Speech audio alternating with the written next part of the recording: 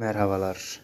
Eğer Türkçe konuşup İngilizce veya başka bir dil bilmiyorsanız Portekizce çalışmanız biraz daha zor olur. Çünkü e, daha az kaynak olmuş olur. Bunun için de Türkçe konuşanlar için bir uygulama yapmaya karar verdim. Şimdi aslında uygulama çok basit bir şekilde sadece kelime öğrenmenizi sağlayacak, kelimeleri duymanızı sağlayacak. Göreceksiniz nasıl yazıldığını. Ve duyacaksınız nasıl okunduğunu. Bir de kelimenin anlamı olacak. Sadece bu formatta ilk release'i yaptıktan sonra hemen video yapıp paylaşayım dedim.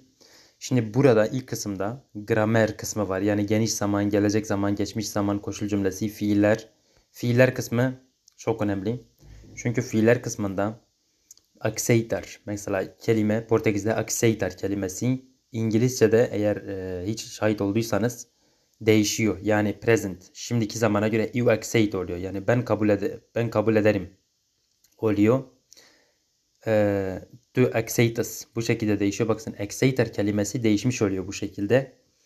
Bu gramer amaç bu kelimeler için yaklaşık olarak 200 civarında çok fazla kullanılan kelime var. Mesela beber içmektir. Eu bebo ben içerim. Tu bebes sen içersin. Eli bebi o içer anlamında. Nos bebemos biz içeriz anlamında oluyor. Bir kelime birçok farklı formatta söyleniyor ve ilk siz başladığınızda Portekizce öğrenmeye bir kelimeyi bilmenize rağmen adamın söylediği şeyi hala anlamıyorsunuz. Çünkü farklı bir kelime söylüyor. Beberi söylemiyor orada. Bunun için söylemiyor. Gramer. Şimdi bu fiiller kısmı sadece bu. Koşul cümlesi, geniş zaman, gelecek zaman. Buralarda da şimdilik basit bir kural koymuşum. Yani nasıl yapılır bu?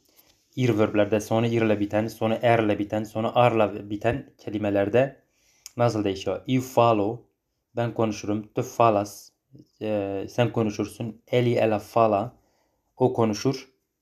Nos falamos, biz konuşuruz şeklinde değişiyor. Bakın yalın hali de falar şeklinde burada verilmiş. Follow oluyor. Şimdi diğer zamanlarda diyelim ki geçmiş zamanda eğer aynı kelimeyi kullanmışsam aynen kullanmışız. Normalde you follow dedim ama burada you follow diyorum. Çünkü geçmiş zaman oluyor bu. Past tense'te yani geçmiş zamanda you follow. Adam geçmişten bahsedince ben söyledim. You follow. You follow ben söylerim. You follow. You follow. Geçmiş oluyor. Bu şekilde hem basit bir şekilde zamanlarını öğreniyorsunuz. Nasıl yapıldığını. Hem de alttaki fiiller kısmında fiilleri nasıl çekildiğini görüyorsunuz. Bu teknik gramer sadece haberiniz olsun diye nasıl oluyor diye. Bunları sadece buraya koymuşum. Asıl önemli olan kısım ise burası. Burada şimdi yaklaşık olarak 4000 civarında kelime var. Yani siz buradaki bu uygulamadaki tüm kelimeleri biliyorsanız demek ki siz 4000 kelime biliyorsunuz. Çünkü burada 4000 kelime var. Şimdi bakın fiziksel aktivite nasıl söylenir? Atividade física. Atividade física. Bu şekilde söylenir. Ve siz Atividade. istediğiniz kadar dinleyebilirsiniz. Atividade física. Física. Física. Atividade. Atividade. Física. Física. Física. Bir sonraki kelimeye geçelim. Kardiyovasküler egzersiz. Exercício. Exercicio. Cardiovascular. Kardiyovasküler. Kuvvet antrenmanı. Şimdi benim kelimelerim nasıl? Bu kelimeleri nereden almışım? Bu kelimeleri Portekiz'de bir kitaptan yani yabancılar geldiğinde ellerine bir kitaplar verirler. İşte bu kelimeleri yani dışarıda ihtiyaçlarınızı karşılamak için bir rehber kitabı. O rehber kitabından almışım. Onun için kelimeler bu şekilde değişiyor. Aslında özellikle bunu yapmamın sebebi ihtiyaç odaklı kelime seçmek istedim. Onun için bu şekilde kelimeler karşınıza çıkıyor. Treinamento de força. Kuvvet antrenmanı. Bakıyorsunuz mesela şöyle bir şey. Diyelim ki ben burada esneklik bu tür kelimeleri fazla görmek istemiyorum. Bunu görmek istemediğinizde diğer tarafa geçersiniz mesela. Burada ne oluyor? Sadece kelimenin Portekizcesi var. Adição. Portekizcesi yazılmış. Sadece duymak içindir. Tekrar geri döndüğünüzde ateş şöminede sıcak bir şekilde çıtırdadı. Bu şekilde şimdi yeni bir kelime karşıma çıkıyor. Çünkü her zaman yeni geldiğinizde yeni bir sekmeye gidiyor. Mesela başta sıfırdan başlıyorsa 10 kelime yaparsanız sıfırdan 10. kelimeye kadar gidecek. Ama siz gidip geri geldiğinizde 15'e belki gidecek. 15'ten 20'ye kadar gider o zaman. O zaman da ne olacak? Farklı kelimeleri görüyor olacaksınız. Oh. Fogo. Crepitava. Calorosamente. Na. Lareira. Lareira. Burada nokta işaretlerine dikkat edin. Çünkü mesela bunları yapabildiğim kadar temizlemeye çalışıyorum. Çıkarmaya çalışıyorum fazla kelimeyi bozmadan. Ee, e, şöyle bu noktanın mesela burada olmasına gerek yok. En azından varsa da bir şekilde seçmeniz gerekir. Yani zaten kelimelerin hepsi aynı sırayla konulmuş buraya. Sadece duymak için, sadece basıp duymak için yaptığım bir şey. O dağılmışlıkla onaylanmadığı şekilde kaşlarını çattı. Ele. Franziu. A. Testa. Em. Desaprovação. Para. A. Bagunça.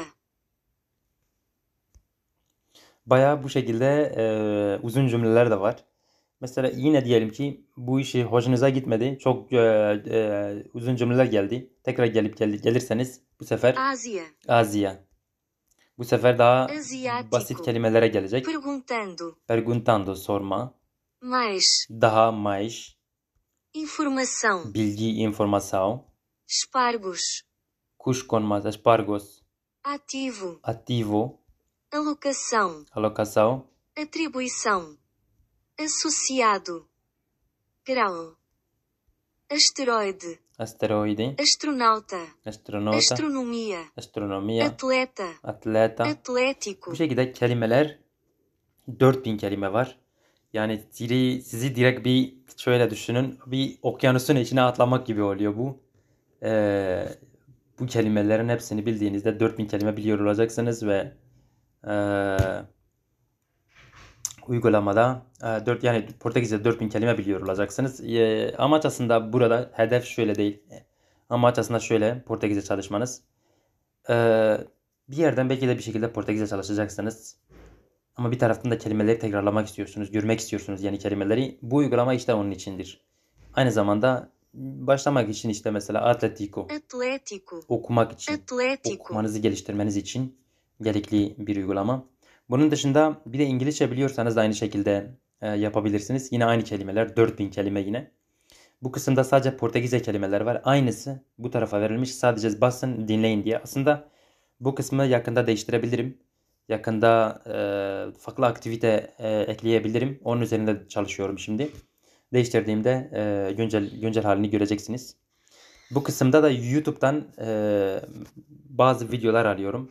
Yani videoların amacı işte beğendiğim videoları yani Portekizce çalışıyorken yararlı olduğunu düşündüğüm videoları alıyorum. Ve her bastığınızda değiştirebiliyorsunuz. Mesela şu Carla, bu gerçekten takip edilmesi gereken bir kişi, bilmeniz gereken bir kişi. Çünkü çok yardımcı oluyor ama sorun şu, İngilizce konuşuyor burada. Eğer İngilizce bilmiyorsanız onu takip etmeniz pek faydalı olmayacak. Bu şekilde onun videolarını almışım ya da başka videolar almışım. Bunları da zamanla yerleştiriyorum. Bu videoları da zamanla oluşturuyorum. Alfabet mesela var burada. Alfabeyi öğrenmek için bir müzik mesela bu var. Şimdi sesleri yok. Şimdi sesini kısmışım. Bu videoyu YouTube'a atacağım için. Böyle uygulamamız böyle.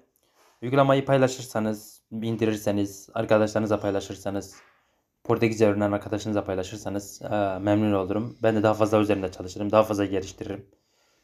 Dediğim gibi bu daha başlangıç. Daha geliştireceğim. Daha yeni şeyler ekleyeceğim.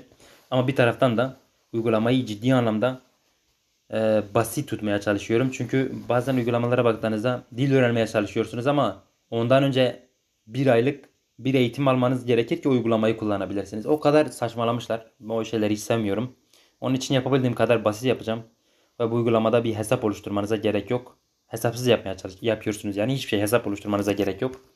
Böyle bir uygulama. Uygulamanın linkini videonun açıklama kısmına bırakacağım. İsterseniz indirebilirsiniz, paylaşabilirsiniz. Eğer yakında fazla talep olursa iOS için de geliştirebilirim. Onun üzerinde de çalışmaya başlayabilirim. Talebe bağlı. Her şey talebe bağlı. Öyle diyelim. Ve görüşürüz.